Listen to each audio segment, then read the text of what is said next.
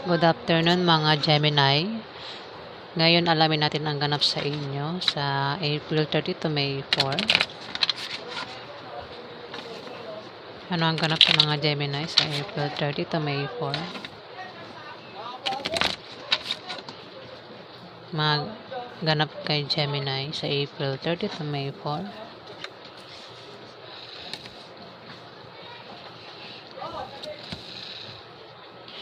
Gemini, ingat ka sa karelasyon mo kung meron kang kapartner sa negosyo, kapartner sa trabaho, o kapartner mo. Pwede yan ay karelasyon mo, Gemini. Ayan, meron tao dito ang namimili sa kanyang dalawang karelasyon o dalawang minamahal. Isang taong, pwede ikaw yan, o yung karelasyon mo ang namimili, May pagpili sa 5 araw na yan, Gemini. Ito ay hirap mamili kung sino ang mamahalin niya at pipiliin niya sa dalawang minamahal niya o dalawang karelasyon niya. Gemini, pwede ikaw yan o yung karelasyon mo. Ayan, kung meron kang kapartner sa negosyo o kapartner sa trabaho, ayusin mo ang pakikisama sa kanya para magtulungan kayo at na maiwasan yung chismis. Gemini, maaaring tumungo sa pagganda o pagwasak ang inyong relasyon, Ayan, Gemini. Lalo na yung kapartner mo ay karelasyon mo, O kung hindi mo yung karelasyon, maaaring yan ay magkagusto sa iyo, Ayan, maaaring magka-problema sa inyo, Gemini, ng kapartner mo sa negosyo o kapartner mo sa trabaho. Ayun. At kung meron kang kahirapang pinagdaanan sa kanya, Gemini, o kung nakaranas ka ng kahirapan sa buhay, darating na swerte mo, Gemini. Ayan, ang kapalit kasi ng kahirapan ay swerte, Gemini. Teka lang Ayan, meron lang akong sinilip, Umuulan kasi dito ngayon. Gemini, siswertihin ka sa 5 araw na yan sa April 30 to May 4.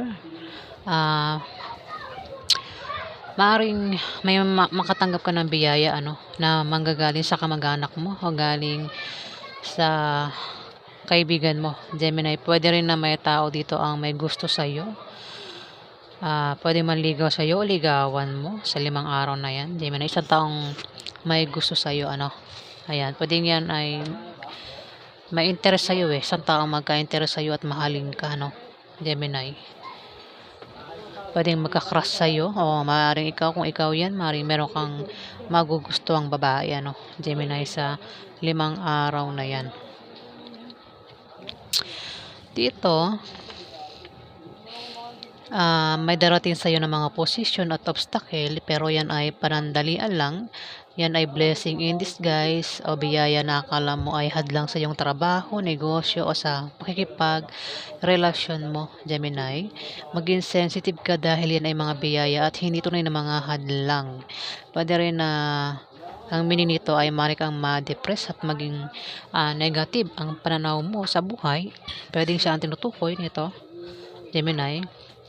May tao dito ang maaaring ma-depress at maging negative ang pananaw sa buhay o ikaw yung tinutukoy, Gemini, na maaaring ma-depress at maging negative ang pananaw sa buhay sa 5 araw na yan, Gemini. Maaaring siya ang maaaring ma-depress, Gemini. Isang Capricorn, Virgo o Taurus na bata ito sa iyo, Gemini. Babae o lalaki ang gender po. Maaaring siya ang karelasyon mo, Gemini, o kapartner mo sa negosyo mo o kapartner mo sa trabaho mo, Gemini, na maaaring may gusto sa iyo o maaaring magkagusto sa iyo, Gemini, at problema yan, kung di mo karelasyon yan. Ayan, pwede rin na maging karelasyon mo siya, at maaaring magkaroon ng problema, ayan, sa inyo, dito, ayan, magkakaroon ka ng problema rito, Gemini. May mga tao magbibigay sa iyo ng problema at ikaw ay apektado sa problema, ng taong ito kung sino man ang magbibigay sa iyo ng problema sa 5 araw na yan, Gemini. Dito, kung meron kang karelasyon, ah, may tao dito ang magloloko at pagtataksilan ng kanyang karelasyon. Sa 5 araw na yan, pwedeng ikaw yan ang tinutukoy o yung karelasyon mo ang tinutukoy. Kung ang karelasyon mo ang tinutukoy, maaaring meron siyang karelasyon. Baka ikaw, lokohin mo yung karelasyon mo sa 5 araw na yan, Gemini. At maaari kayong magkahiwalay kung malaman niya yan, Gemini, ng karelasyon mo. Dito, may tao dito na kapag problema siya, nandiyan lang ang kanyang magkakaroon siya ng mga kaibigan, kung sino man tinutukoy nito. Pwedeng isang water sign na tinutukoy, pwede naman ikaw tinutukoy kung problema ka, Gemini.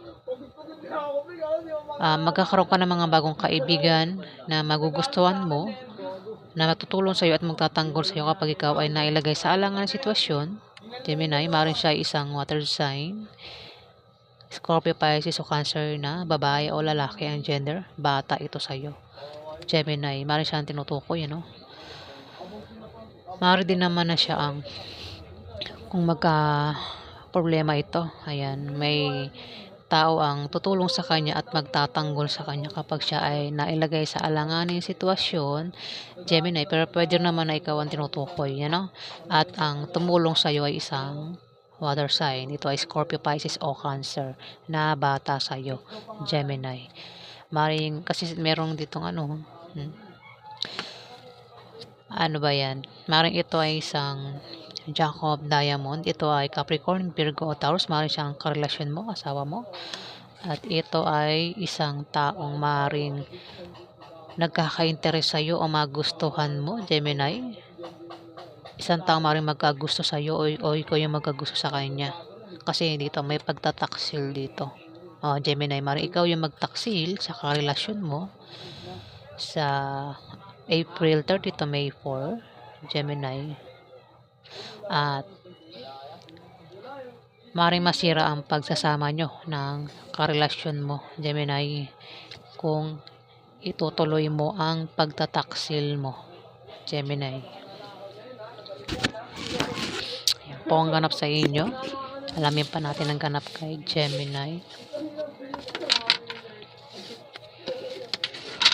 Ano pa ang ganap kay Gemini sa April 30 hanggang May 4? Ganap kay Gemini.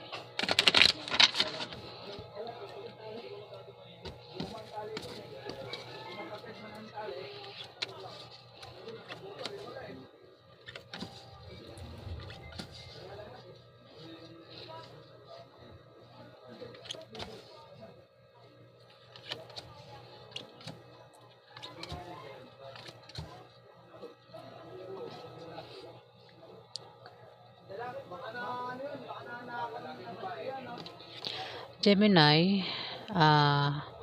sa 5 araw na yan, bababa ang iyong moral at mangangailangan ka ng moral support. Pero pwede naman ang tinutukoy dito ay isang Green of Diamond. Isa itong Capricorn, Virgo o Taurus. Maaaring siya ang tinutukoy na bababa ang kanyang moral at mangangailangan siya ng moral support.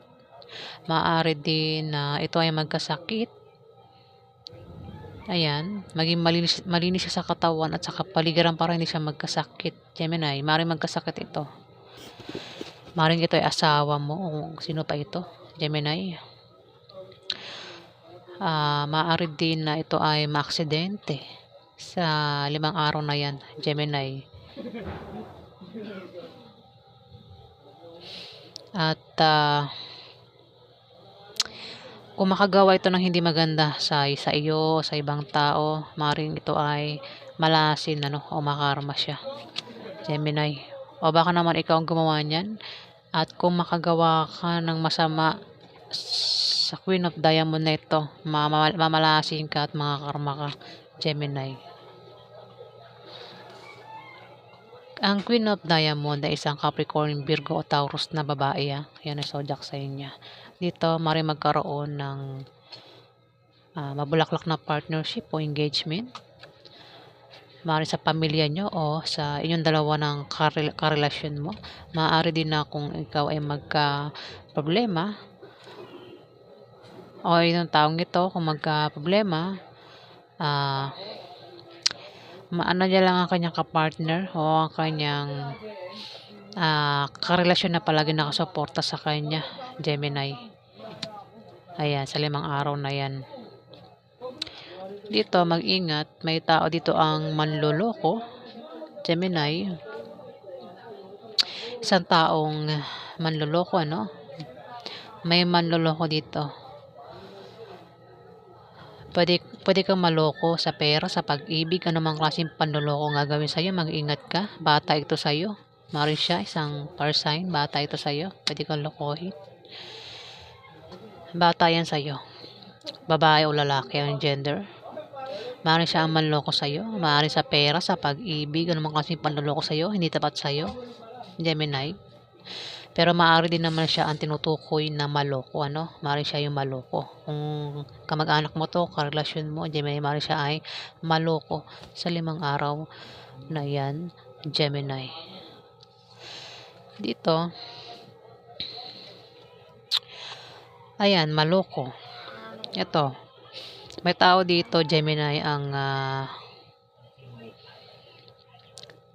hindi seryoso, may pabago-bago ng feelings, Pwedeng ikaw ito, pwedeng hindi rin naman, pwedeng yung karelasyon mo. Ito may tao dito ang bibiguin ka. Isang taong may pabago-bago ng feeling sa iyo. Maring mahal ka niya ngayon, pero kapag nakita siya ng iba, agad ka niya nakakalimutan, Gemini. Maring ito ay karelasyon mo. Pwedeng manliligaw mo o nililigawan mo, Gemini. Pwede rin naman na ito ay pwede yung karelasyon mo, Gemini. May pabago-bago ng feeling sa iyo, Dalawa lang yan, pwede ikaw o yung karelasyon mo. Pwede ikaw yan, pwede ikaw rin yan. Baka may pabago-bago kung hindi ka seryoso sa karelasyon mo, Gemini. Pabago-bago ng feelings, ayan, dito. Gemini, magkakaroon ka ng mga malit na pagbabagong mararanasan. Yan ay mga improvements na magmumula sa trabaho mo o sa pakikipag-relasyon mo, Gemini. Pwedeng good or bad. Depende sa kung paano mo titignan. Pero dahil sumunod ang King of Diamond, maaaring siya ang tinutukoy na magkakaroon ng pagbabago sa kanya sa 5 araw na yan, Gemini. Pagbabago. Maring yan ay kung meron siyang problema, Kung meron siyang problema, ito maaring si King of Diamond, nagkakaproblema ba siya sa kanyang pamilya, problema sa kanyang love life, kung meron siyang gulong kinakasangkutan, malapit nang malutas ang kanyang problema, Gemini. O maaaring sa April 30 to May 4, malulutas na ang kanyang problema, Gemini. O kung ikaw ang tinutukoy, maaaring ikaw, baka nagkakaproblema ka sa isang Capricorn, Virgo, Taurus na lalaki at malapit nang malutas ang problema mo sa kanya, Gemini. Ayan. So, yan po ang ganap sa inyo, mga Gemini. Maraming salamat po.